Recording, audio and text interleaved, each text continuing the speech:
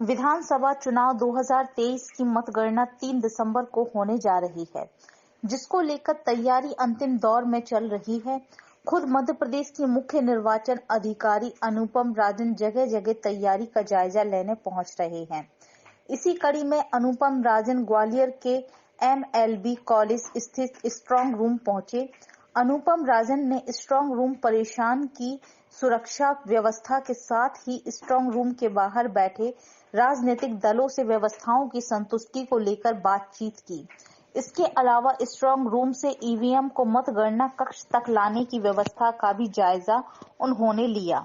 इस दौरान उनके साथ संभागीय कमिश्नर, ADG, कलेक्टर और SP सहित निर्वाचन ड्यूटी से जुड़े सभी वरिष्ठ अधिकारी मौजूद रहे। उन्होंने मतगणना की तैयारियों से जुड़े कुछ आवश्यक निर्देश भी अधिकारियों को दिए।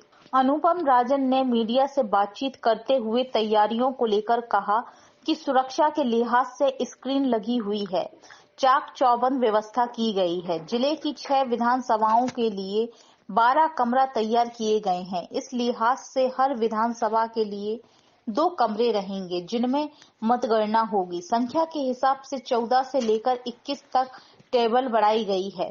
जहां पोस्टल बैलेट ज्यादा है, वहां पर उसके लिए टेबल भी बढ़ाई गई है। इसका फायदा यह भी होगा कि इसका परिणाम भी जल्द से जल्द मिलेगा।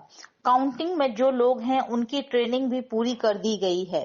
3 तारीख के लिए हम पूरी तरह से तैयार हैं। सभी जरूरी निर्देश यूं तो सभी जिम्मेदार अधिकारियों को मध्य प्रदेश में दे दिए गए हैं, लेकिन 30 तारीख को एक वीडियो कॉन्फ्रेंस के जरिए एक बार फिर चर्चा की जाएगी और मध्य प्रदेश में मतगणना की तैयारियों को लेकर समीक्षा होगी। बालाघाट की घटना को लेकर अनुपम राजन ने कहा कि बालाघाट की घटना मामले में स्ट्रांग रूम को खोलकर वहां पर जो पोस्टल मत पत्र थे, उनकी छटनी की गई थी। उन्हें विधानसभा वार जमाया गया था। यह पूरी कार्रवाई राजनीतिक दलों के प्रतिनिधियों की उपस्थिति में की गई थी।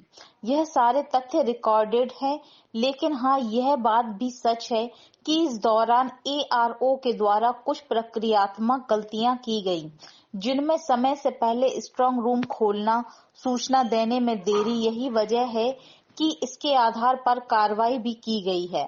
पोस्टल मत पत्र पूरी तरह सुरक्षित हैं, किसी को खोला नहीं गया है, किसी की गिनती नहीं हुई है, सिर्फ विधानसभा बार जमाया गया है और फिर उन्हें सभी की उपस्थिति में अलग अलग बैग में रखकर सील कर दिया गया है। तो ये बात साफ है कि मत पत्रों के साथ कोई छेड़छाड़ नहीं हुई है।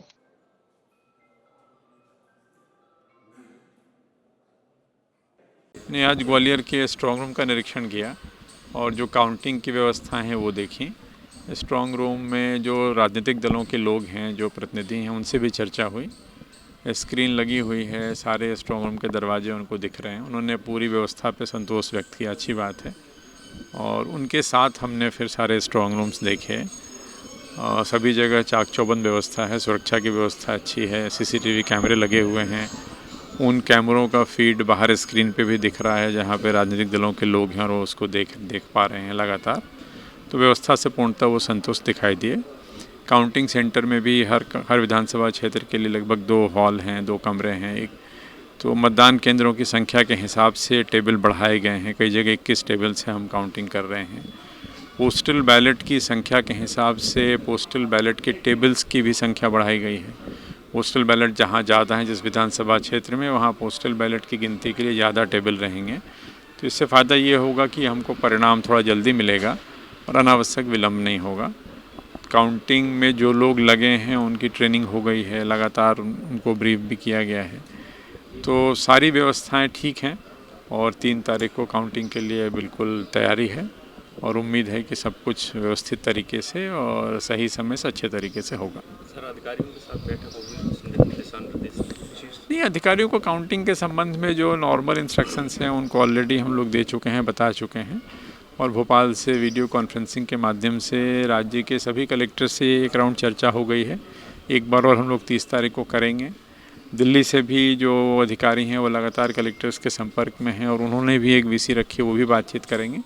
तो जो भी निर्देश भारत निर्वाचन आयोग के होते हैं हम लोग कलेक्टर्स को बताते हैं और उनके माध्यम से वो नीचे फिर जो काउंटिंग में लगे लोग हैं या जो दूसरे अधिकारी हैं उन तक वो बात पहुंच जाती है।